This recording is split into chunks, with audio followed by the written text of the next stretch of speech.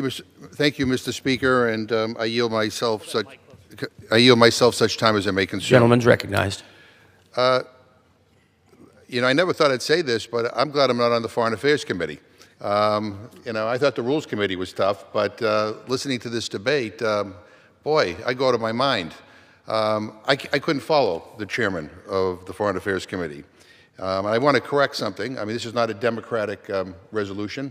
It's a bipartisan resolution. Maybe that's something the chairman is not familiar with, but this is a bipartisan resolution. Democrats and Republicans have sponsored it. And, in this chamber, I guess we've all become accustomed to debating trivial issues passionately and important ones not at all. We spend a lot of time renaming post offices and passing bills that do nothing for anybody. And so maybe the distinguished chairman is not used to doing big things. But I'll tell you what, the issue of war is a big deal. It's a big deal. It should be a big deal to Democrats. It should be a big deal to Republicans. It is our constitutional responsibility.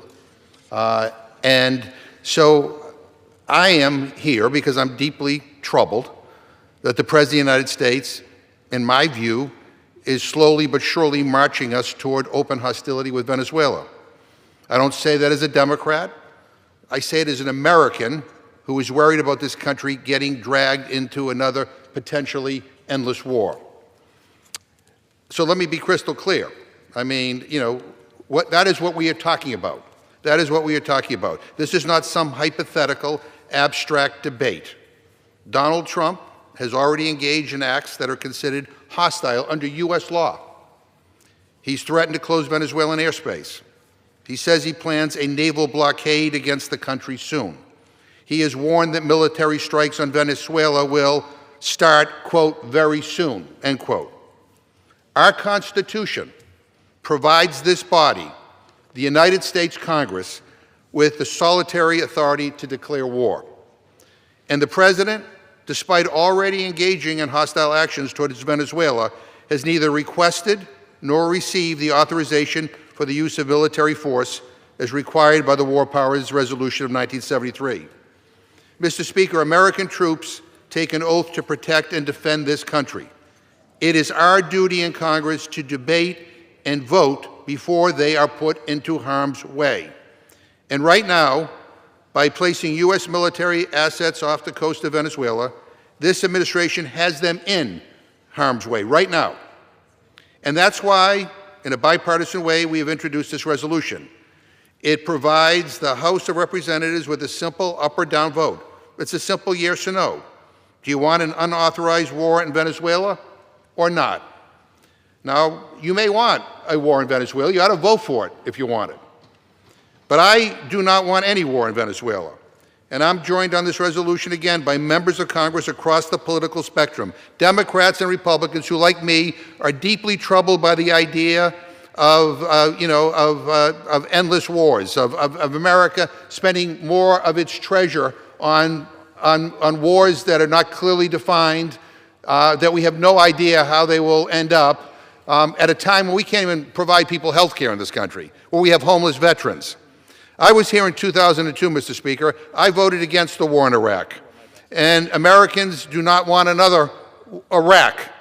If we intensify hostilities against Venezuela, we have no idea what we're walking into. I mean, the oversight in this Congress has been almost non-existent, given what's going on. Congress has been lied to repeatedly by administrations from both parties who want to use our military in ill-defined and often unwinnable conflicts. And I remember the Bush administration telling us that the war in Iraq would be a cinch.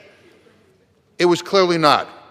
We spent over a decade at war. We lost American lives, civilian lives, and added trillions of dollars to our debt at the expense of the basic needs of the American people. At least George Bush had the decency to come to Congress for approval in 2002. And don't the American people deserve that respect today?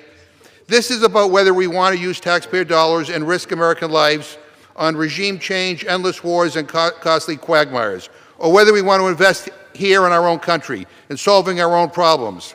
For God's sake, we live in a country where we, again, have homeless veterans. where we have hungry school kids, where seniors can't afford their medication and families struggle to get by. So I think it's immoral, not just a strategic failure, but a moral failure, that we have a president beating the drums of war with so much as a vote in the House of Representatives. This is not America first. And Mr. Speaker, I know that some of my colleagues may say that war is justified, and I can't for the life of me figure out that logic.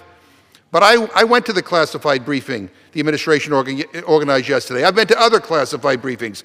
I heard no justification that there was some imminent military threat from Venezuela, nothing that would justify the hostilities that the president is engaged in right now in building up troops. Those who want to say, those who want to go to war and say that this is about drugs and cartels, let me just say that this administration's own Drug Enforcement Administration reports fentanyl is overwhelmingly produced in other countries using chemicals that come from elsewhere in the world. Venezuela isn't listed as a fentanyl source or transit country in any edition of the National Drug Threat Assessment. More fentanyl comes from China and Mexico than Venezuela. Maybe the chairman wants to go to war with China and Mexico. And by the way, as was pointed out, Donald Trump pardoned the ex-Honduran president of Honduras who was found guilty of drug trafficking. Yeah, chairman said nothing about that. You know, over 3,667 people in Florida died from fentanyl, and the president of the United States pardoned one of the people who's primarily responsible for getting fentanyl into our country. He also pardoned the dark web guy who helped smuggle fentanyl in from China. Not a word, no oversight. Who cares? Because they don't want to say anything about, Donald Trump. He's the pardoner in chief. If you want to stop drugs from coming in, start by not pardoning drug dealers. Those who want to go to war also point out that Nicolas Maduro is a tyrant. I agree, he's a tyrant. He violates the human rights of his own people. He has unlawfully detained Americans and Venezuelans as political prisoners. He is a violent, vicious, brutal dictator. And guess what, Mr. Speaker? Sadly, the globe is full of violent, vicious tyrants in China, Russia, and North Korea. You want to go to war with all of them? For God's sakes, we sell weapons to Saudi Arabia, the UAE, and Egypt, countries that have awful human rights violations. I hate Maduro and I condemn him all the time. And while we should have a discussion about how to help the people of Venezuela, the answer is not going to war. And Congress should have the guts to at least debate this issue and vote on it, and not just cede all this power to the administration. With that, I reserve my time. The gentleman from Massachusetts reserved. The gentleman from Florida is recognized. Mr. Speaker, this is serious. It is not a joke. It's not just about pictures, but pictures tell 1,000 words. You came here to prevent the president from defending the United States of America. Plain and simple. There have been deaths in Florida. There have been deaths in Representative McGovern's district, 262 overdoses in the last year. People beaten by MS-13, strangled by MS-13, stabbed 32 times by MS-13. The list goes on. That's what the president is trying to defend from happening in the United States of America. That is as serious as it gets. And it absolutely matters that Nicolas Maduro has his arm around the authors of this legislation, preventing the president from defending against that country, their cartels, their terrorists, the drugs coming through that country. What the president is doing in the Gulf is protecting the homeland of the United States of America, protecting the homeland. I would give this last comment to the gentleman, Mr. McGovern. I never saw the things that I did as big or small. Risking my life for my country, I simply saw as my duty. I am now proud to yield 2 minutes to the chair of the Europe Subcommittee, Mr. Self from Texas. The gentleman is recognized for 2 minutes. Thank you, Mr. Chairman. Mr. Speaker, I rise in strong opposition to this resolution, which is not necessary, as it removes our armed forces from hostilities against a country where there have been no hostilities. The War Powers Act has no legal bearing on actions that could happen in the future. Yet that's exactly what this concurrent resolution attempts to do. To date, there are no confirmed U.S. service members engaged in combat with Venezuela. While I could end it there, since Democrats are turning a blind eye to the killing of Americans by illicit drugs from Venezuela, I'd also like to highlight that Venezuela has become a strategic outpost for China, Russia, and Iran, not to mention criminal and terrorist organizations. Just yesterday in a Europe subcommittee hearing, I made the point that China and Russia are engaged in hybrid war against the United States today. Not only has Maduro's regime purchased Iranian-armed drones, they have also allowed Iran to establish production facilities for its military drones within their borders. Terrorist organizations like Hezbollah use Caracas as a base to operate their criminal terror organizations in South America, generating revenue through narco-trafficking. Russia, a longtime ally of the regime, still provides Venezuela with military aid while also facing the challenges of waging war in Ukraine. In fact, Venezuela opened a factory last summer to manufacture Russian Kalashnikov rifle munitions. China, Russia, Iran, and Cuba use the country as a platform for intelligence operations in asymmetric warfare. Instead of considering this resolution, which carries little or no consequences for hostilities that do not exist, this chamber should focus on supporting the President's efforts to deter the growing national security threat from Venezuela. Hundreds of Americans die each day due to illegal drugs. Rather than Democrats making it their life's mission to destroy Donald Trump, America would be better served by members of this chamber if we helped him prevent the flow of illicit drugs that are killing our citizens. Has an additional 30 seconds. I urge my colleagues to oppose this resolution, and I yield back. The gentleman yields back. The gentleman from Florida reserves. The gentleman from New York is recognized. Thank you, Mr. Speaker. I'm not going to allow, get into these back and forth. I've been waiting for an answer because this is serious business. The American people want an answer that they can't quite get yet. I can't get anybody at a hearing from the administration to answer the questions. I can't get anybody, even from the administration, like we saw some yesterday, to answer the question. The Americans have been waiting here. The American people want to know why a president of the United States would pardon two not accused,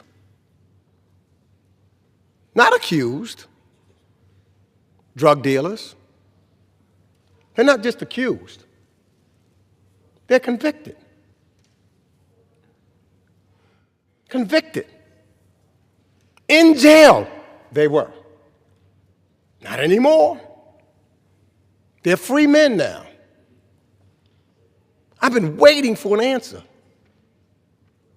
I'm not playing jokes. This is very serious.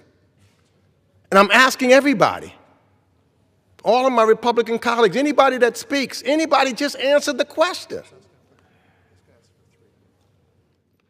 We're on C-SPAN. The American people. Here's an opportunity for you to tell the American people why the President of the United States, a man who you say this is about drugs, will let go two major convicted drug dealers. Not the small guy, major. I just don't know why kingpins can get away with doing and peddling drugs in the United States, and a peon in the operation must die. Even if you survived a strike and you're holding on for dear life. You have no weapons, no phones, no anything.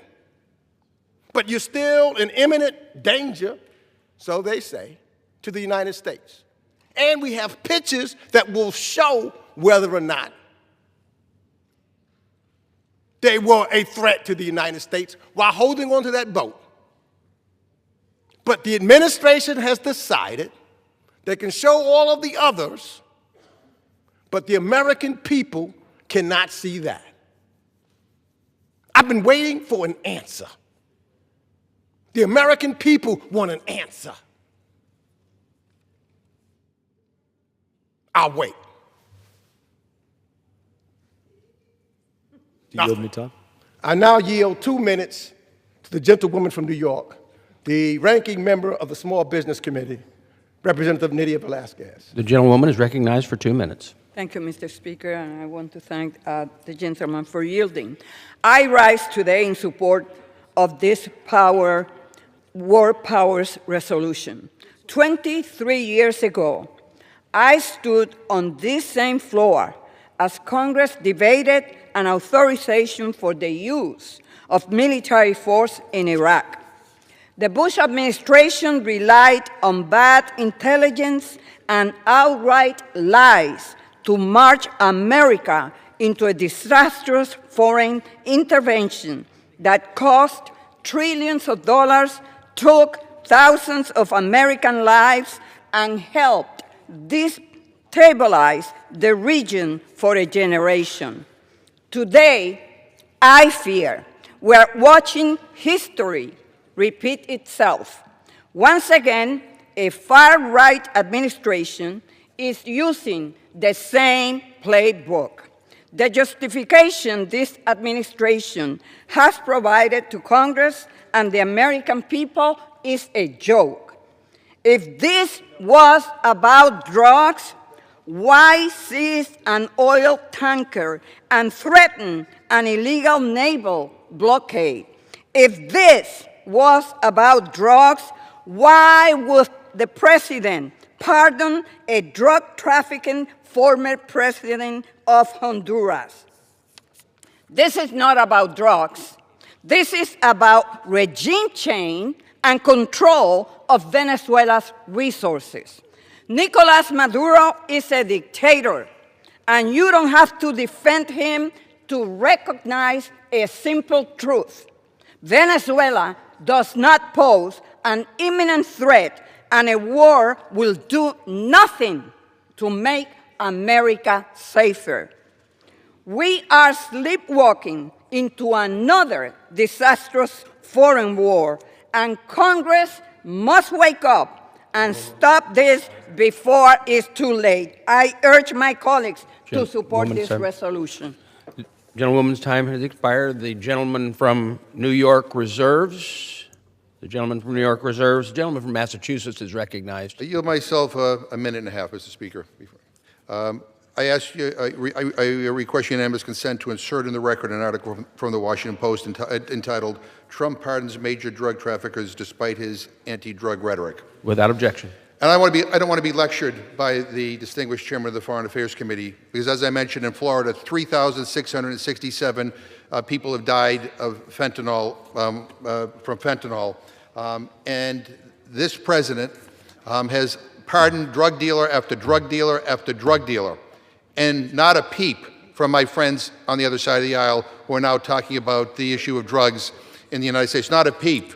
I mean, I don't know how you explain that to the families of those who lost their lives, number one. Number two, he made a big deal about pictures, that if you're in a picture with somebody and you touch them, that somehow you were affiliated with them. Well, here's a picture of Donald Trump and Vladimir Putin with a nice handshake. What is that? Does that say that Trump is somehow, you know, Vladimir Putin's friend? Or here's Trump with Kim Jong-un, you know, giving him a nice hug, another dictator that Trump seems to be enamored with. I mean, I don't even know what the hell that proves, but the chairman of the committee seems to think that photos are a big deal. I just also want to say something else before I yield.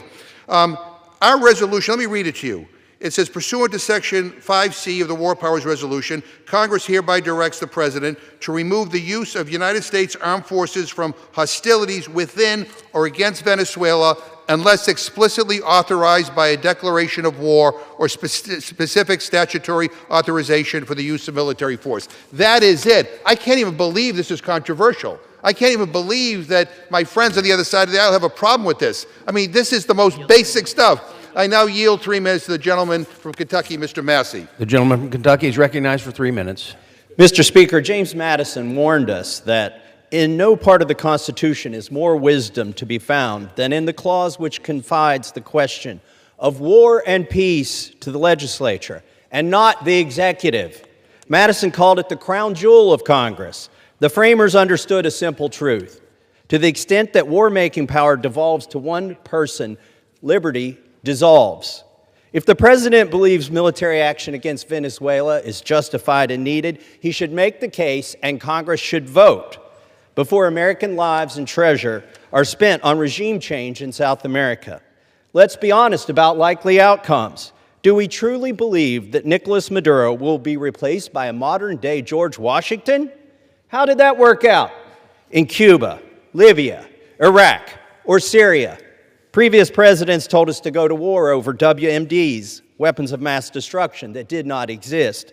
Now it's the same playbook, except we're told that drugs are the WMDs. If it were about drugs, we'd bomb Mexico or China or Colombia, and the president would not have pardoned Juan Orlando Hernandez. This is about oil and regime change.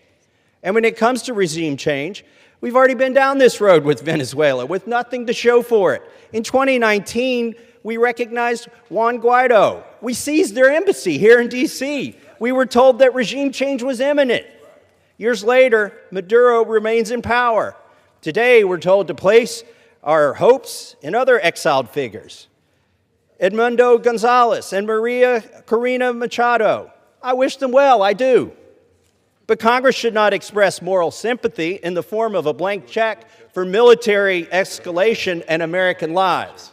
And let's take a moment to acknowledge the contradiction at the heart of this policy. This administration tells us that the Maduro regime is made up of narco-terrorists, and by escalating toward war, we would predictably create countless refugees. At the same time, this administration has moved to end temporary protected status for hundreds of thousands of Venezuelans and deports them back to the very regime it condemns. So which is it? Are we prepared to receive swarms of the 25 million Venezuelans who will likely become refugees and billions in American treasure that will be used to destroy and inevitably rebuild that nation? Do we want a miniature Afghanistan in the Western Hemisphere? If that cost is acceptable to this Congress, then we should vote on it as a voice of the people and in accordance with our Constitution. And yet today, here we aren't even voting on whether to declare war or authorize the use of military force. All we're voting on is a war powers resolution that strengthens the fabric of our republic by reasserting the plain and simple language in the Constitution that Congress must decide questions of war. I urge support for this resolution, and I yield back. Gentleman, time had expired. The gentleman from Massachusetts reserves. The gentleman from Florida is recognized. Thank you, Mr. Speaker, and I will give a lecture anyways to Mr. McGovern, or to the Speaker, in reference to what Mr. McGovern said. I shake a lot of people's hands that I don't like. I definitely don't let them put their arm around me. There is a big difference. People with common sense recognize that. I wouldn't speak for him, but I suspect he would live life in the same way. I am now pleased to yield 3 minutes to the chair of the House Permanent Select Committee on Intelligence, Mr. Crawford from Arkansas. The gentleman is recognized for 3 minutes. I thank the chairman, and I thank him for his leadership on this initiative. I'm glad somebody's showing some leadership here today. I rise in opposition of the removal of the use of United States forces for hostilities within or against Venezuela or the Support for Drug Dictators Act. The United States is using a proportional force to apply pressure on narco-terrorists who are colluding with the illegitimate leader of Venezuela, Nicolas Maduro. They've already acknowledged that. The use of military pressure, which matches pressure that the U.S. has used in the global fight on terrorism, is a proper extension of the use of force in the Western Hemisphere, where narco-terrorists operating through and with Venezuela are creating instability and poisoning Americans in droves. The use of measured military power is the logical step to attempt to stop narcotics terrorists from supporting Maduro.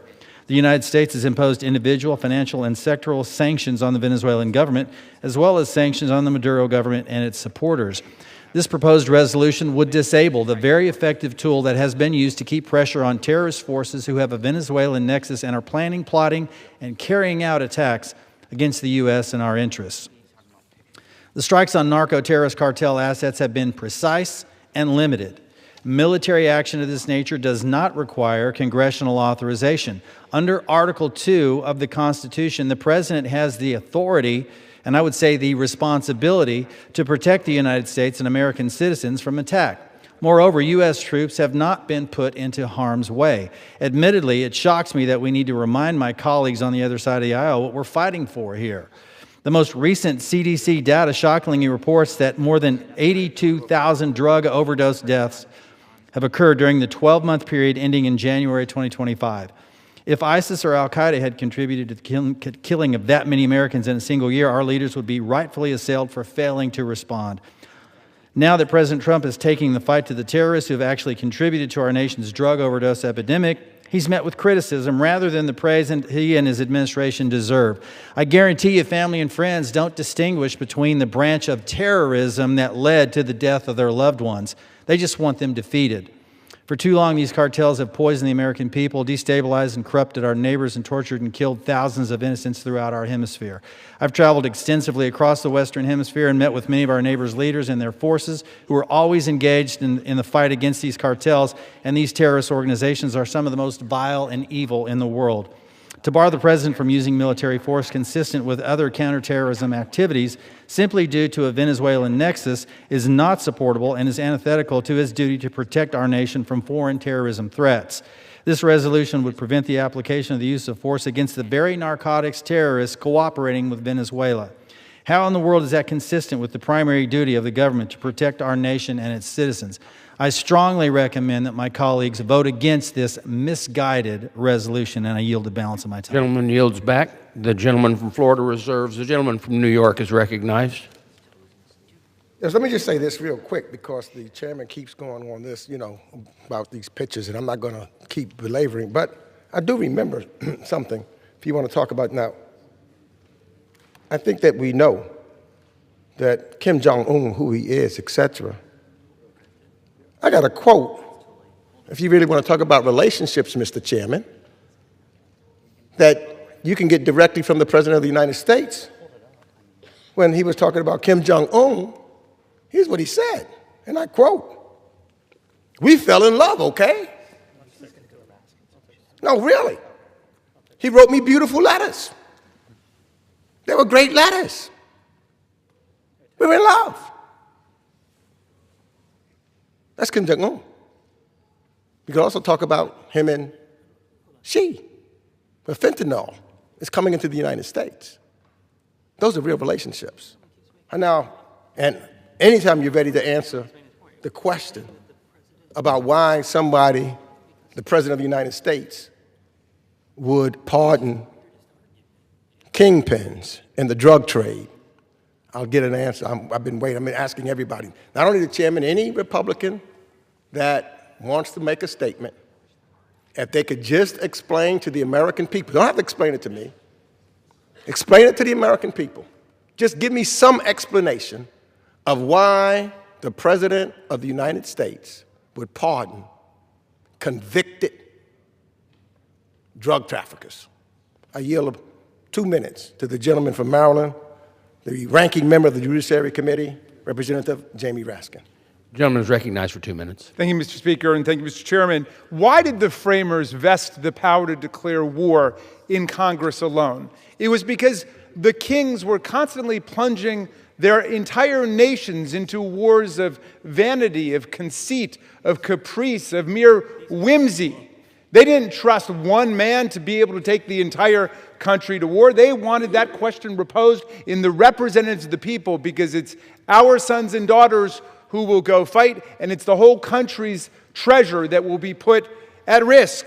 So now Donald Trump, buffeted by dozens of election losses all across the country, from Virginia to New York to New Jersey to California to Mississippi and Georgia, sinking in the polls like a stone because of his catastrophic unconstitutional tariffs and his complete destruction of the healthcare system of the country, now wants to turn the metaphorical war on drugs into an actual physical war on drugs. Well, Donald Trump's real interests in supporting dictators and big-time drug dealers were made clear with a series of presidential pardons of major drug dealers, including the former president of Honduras, Juan Orlando Hernandez. The guy was sentenced to 45 years in prison for bringing 400 tons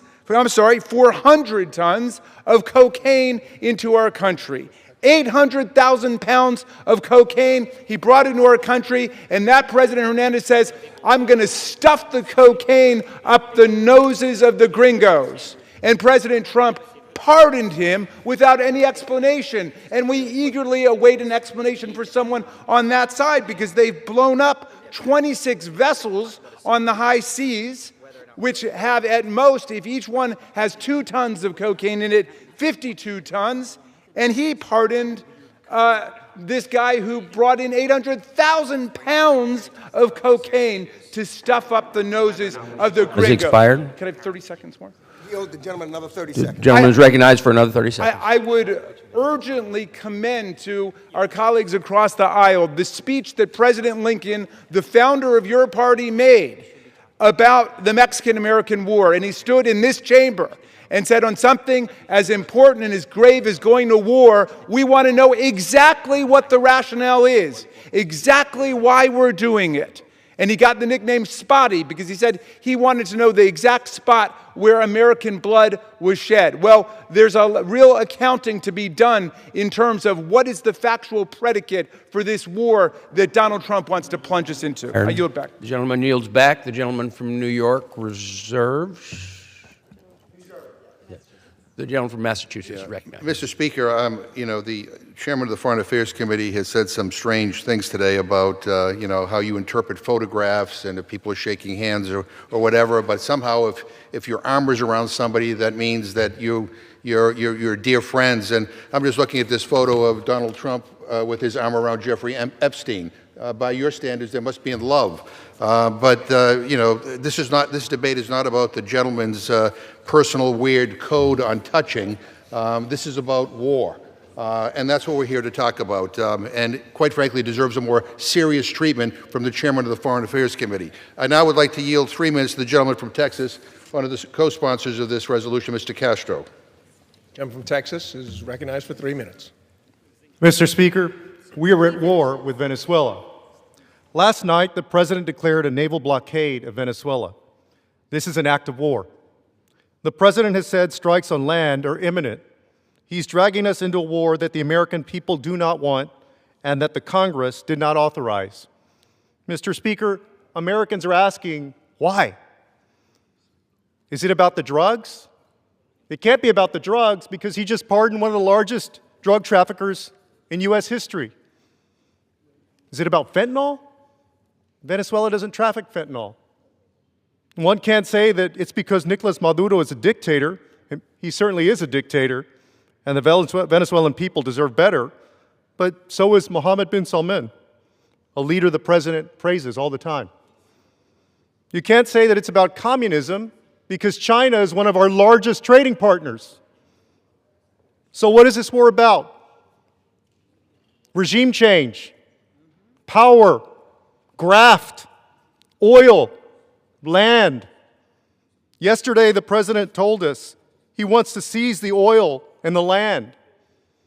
The President has no plans to address rising grocery prices, health care prices, child care prices, rent that's going up. Instead of attacking Venezuela, he should be attacking those high prices. These are issues that Americans want us to focus on. But instead, he's sending American service members into an illegal war. We've been down this path before. The vote to authorize the Iraq War came to define the legacy of every member of the 107th Congress. That vote came to haunt many. Your vote today will be part of your legacy. It will be part of how your service in the House of Representatives will be defined. I urge you to vote yes on this bipartisan resolution, and I yield back. Members are reminded to direct their comments to the chair. Gentleman from Massachusetts. Gentleman from Massachusetts reserves. Gentleman from Florida is recognized. For every one of my colleagues on the other side, it is about drugs. It is about the drugs being prevented from going into their community, like Representative Castro, who had 101 people die last year from overdose, and somebody murdered by Tren de Aragua on June 16, 2024. It is absolutely about preventing those things. It's about preventing those things. And they're going to allow it in. I am now pleased to yield 1 minute to the gentleman from Georgia, Mr. McCormick. Gentleman is recognized. Mr. Speaker, I am in strong opposition to this resolution because the issue before us is not one of presidential authority. It is whether Congress should undermine the president's ability to deter threats and protect the United States' interests in our own hemisphere. History shows that time after time that if you signal weakness, it emboldens your adversaries. A resolution that publicly constrains the commander-in-chief does not promote peace. What it does is telegraph weakness to a hostile regime like Venezuela and encourages them to test U.S. resolve. This is not a distant theater. This is our hemisphere. Supporting the president's authority is not a blank check for war. It is recognition that timely, flexible military posturing is what prevents war, and in this case, protects Americans against the most lethal attack ever on the American people and the population, where we lose over 250 people per day for the last 3 years. This is not the time to act in opposition to the commander-in-chief, to oppose him from the most important obligation he has, to protect the American public, and that is why I oppose this, and with that, I yield. Gentleman yields. Gentleman from Florida is recognized. Gentleman reserves. Gentleman from New York is recognized. I now yield 1 minute to the gentleman from California, Representative Mark Takano, the ranking member on the Veterans Committee. Gentleman is recognized. Mr. Speaker, no president, Democrat or Republican, can declare war without Congress. Congress is the branch of government vested with this solemn responsibility. President Trump has not requested or received any authorization for the use of military force against Venezuela, yet he continues to escalate the situation by striking speedboats and seizing oil tankers and establishing blockades, which are an act of war, which is an act of war. Congress must be consulted. The president is either trying to distract Americans from the fact that millions of people are going to lose their health care, or he believes that he is a king, unbound by our laws, unbound by international law, unbound by our Constitution. We cannot allow him to unilaterally declare war. Congress must be consulted. Vote yes on this resolution. I yield back. Members are reminded again to refrain from engaging in personalities towards the President of the United States. The gentleman from Florida is recognized. I reserve the balance of my time. Gentleman from Massachusetts is recognized. I yield 2 minutes to the gentlewoman from Illinois, Ms. Ramirez. Gentlelady is recognized. Mr. Speaker, from the start of the Trump administration, this Republican-led Congress has willingly given up our powers and our authority.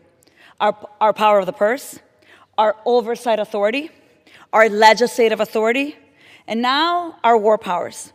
Members of this body have surrendered their ability to check the executive and have failed to stand up for our democracy and the American people. And I say enough is enough. Congress must start acting as a co-equal branch of government. Trump and his administration, while waging a war in our cities, are committing war crimes in the Caribbean.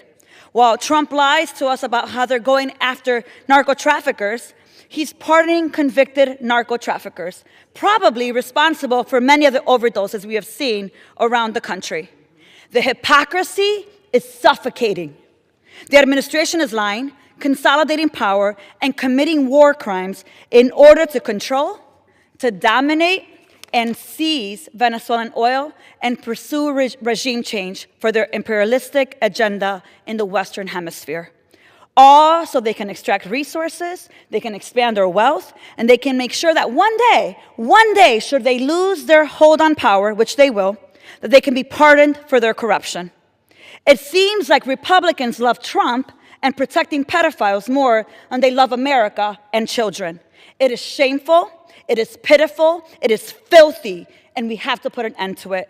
I urge my colleagues to vote yes on this resolution. Let's take back the power and authority that rightfully belongs to Congress and put an end to the lawlessness that makes us all less safe. With that, I yield back. Members are reminded once again to refrain from engaging in personalities towards the president.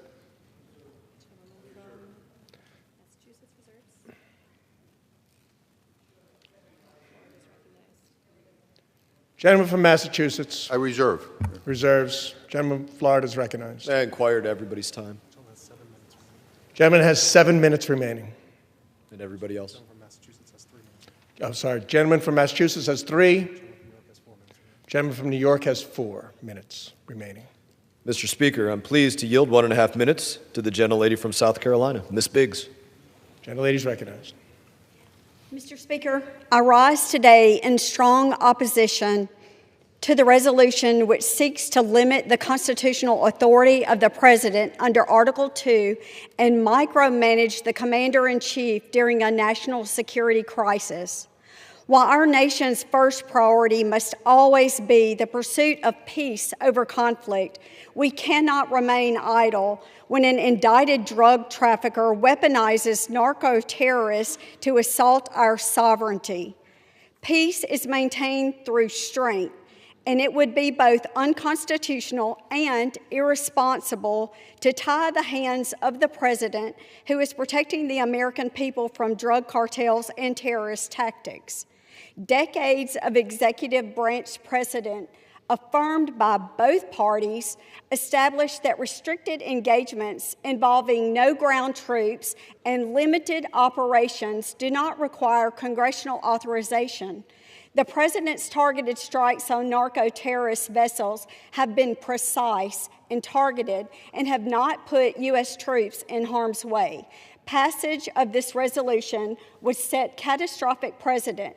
It would define any defensive use of force as an act of war, effectively stripping the Commander-in-Chief of his constitutional mandate to respond to foreign threats and to secure our borders against a criminal regime.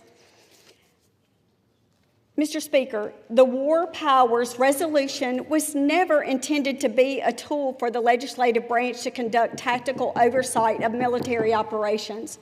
We have one Commander-in-Chief for a reason. Which side are we on, keeping Americans safe or protecting narco-terrorists? I urge my colleagues to vote no, and I yield back. Gentlelady yields. Florida reserves. Reserve. Gentleman from New York is recognized. Reserve. Gentleman from New York, reserve. Gentleman from Massachusetts. I'm going to reserve. I guess the question is, are there other speakers here in addition to? I have. All right, then I'll reserve. Then you go. 3 more speakers. Gentleman reserve. What I know. I reserve. Gentleman from Florida is recognized. Mr. Speaker, I'm pleased to yield 2 minutes to the gentleman from Florida, Mr. Jimenez. Gentleman is recognized. Mr. Speaker, I rise today in strong opposition to this resolution. This resolution would prohibit the use of United States armed forces off the coast of Venezuela without regard for the real and growing threats posed by the foreign terrorist Maduro regime. Let's be clear-eyed about the danger that we face. The Maduro regime is a designated foreign terrorist organization, a narco-terrorist state that collaborates with other foreign terrorist organizations and violent cartels to flood our hemisphere and our communities with deadly poison. Venezuela has been taken over. The Venezuelan people are held hostage by a foreign terrorist regime that uses their land as an operating base for international drug trafficking, fueling a crisis that has cost nearly 400,000 Americans their lives since 2021. This resolution would have us pull back from the fight against designated terrorist regimes and cartels in our own hemisphere, just miles from our shores. It tells foreign terrorist regime in Venezuela and its criminal allies that Congress is willing to look the other way as hundreds of thousands of Americans continue to die every single year. We must reject this resolution and send a clear message. The United States will confront narco-terrorist regimes in our hemisphere. Stand with the Venezuelan people, and never surrender to terrorist regimes that threaten our security. Too many Americans have already paid with their lives because this threat was ignored. For the sake of our national security, our communities, and the men and women in uniform who stand the line every day, I urge a no vote on this resolution. And I thank my colleague for yielding the time, and I yield back.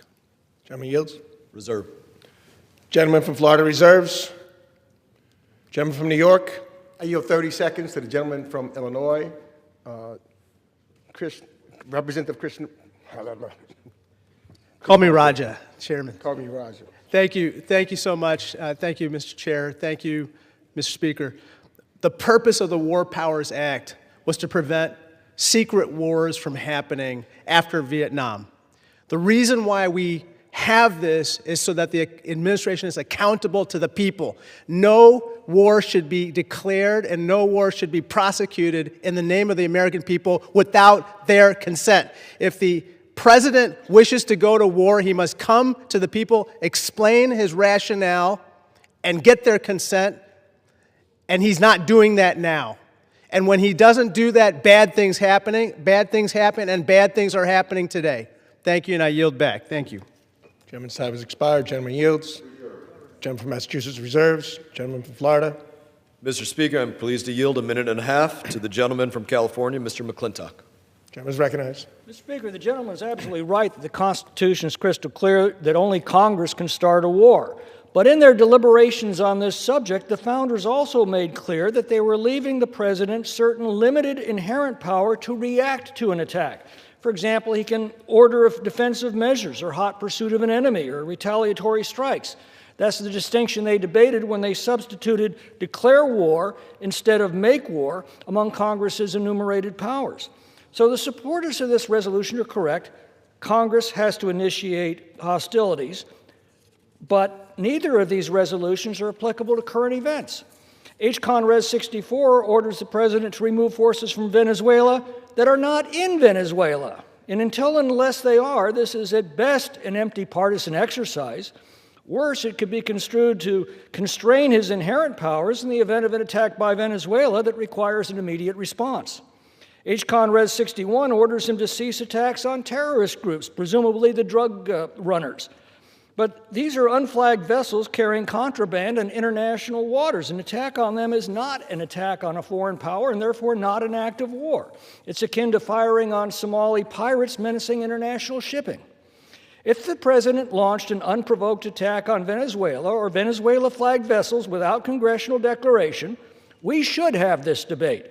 Until then, I think the Democrats would do well not to cry wolf on such an important matter. I yield back. Gentleman yields. Reserve. Gentleman from Florida reserves. Gentleman from Massachusetts. Gentleman from New York. Reserves. Mr. Speaker, I'm pleased to yield 30 seconds. Gentleman will suspend. Gentleman from Massachusetts. Reserves. Gentleman from Florida. Mr. Speaker, pleased to yield 30 seconds to the gentleman from Ohio, Mr. Davidson.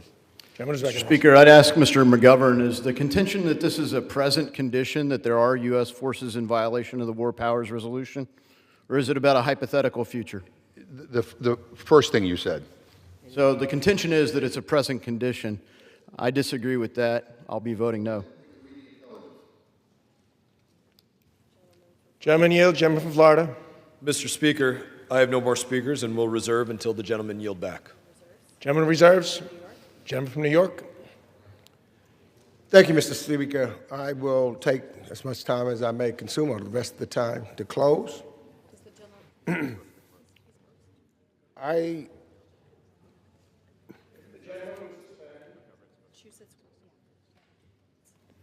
gentleman from Massachusetts will be recognized first to close. Where's my opening? Where's the opening? Where's my opening? Mr. Speaker, I really can't believe this debate from some of my friends on the other side of the aisle.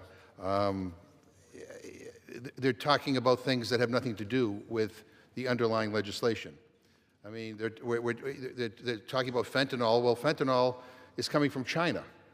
That's the problem. You want to bomb China? Then make the case to bomb China. But that's where fentanyl is coming from. They're talking about nuclear war. I don't even know what the hell that has to do with what we're debating here today. But I think what's clear is my Republican friends, are basically covering up for the president who is sleepwalking us right into a war in Venezuela. And that's the issue here. The president, by his own words, has said that he wants to block the airspace in Venezuela. He's talked about troops in Venezuela. He's stationing American forces around Venezuela. Under U.S. law, those are acts of hostility. And I've seen this movie before, where my Republican friends get up and they talk tough. Let's go to war, let's go to war. And then we go to war, and it becomes a catastrophe. And then they say, well, I never voted for a war. Oh, I didn't do that. That's not me. Well, under the Constitution, we have a responsibility to declare war. We have a responsibility to debate war. And quite frankly, this Congress, given what's going on in Venezuela, ought to be doing more oversight and ought to be debating this issue. And that it's somehow controversial or it undercuts, our attempts to stop drugs from coming into this country is ridiculous. It is ludicrous. Now, I've been around for a while. The one thing I can tell you with certainty, it's easy to get into a war. It's hard as hell to get out of war. And I've been around long enough to hear presidents of both parties talk about war as something simple. You can get into it, we get out of it easy, no big deal. That's never happened. That's never happened. Even the Pentagon says it will be very, very complicated to topple Maduro, that what might result might be more violence, might be more chaos. Yeah, it could be a quagmire. So, all we're saying here, is let's do our job. If you don't want to do the job, I don't know why the hell you're here. Seriously. The Foreign Affairs Committee ought to be taking the lead on this. This shouldn't be controversial. My resolution is a bipartisan resolution. It deserves bipartisan support. This is the least we can do. This is the least we can do. When we go to war, our troops have no choice but to follow the orders that are given to them, right? But the bottom line is we have a responsibility to make sure they don't get sent into a mess, that we know what the hell we're doing, that there's a clearly defined mission, that this is the right thing to do. And it is the wrong thing to do, in my opinion. We have homeless veterans. We can't provide people in this country health care. People don't have adequate housing. People are hungry, and you want to spend billions and trillions of dollars on another war. Well, I don't want any part of it. Please vote for this resolution.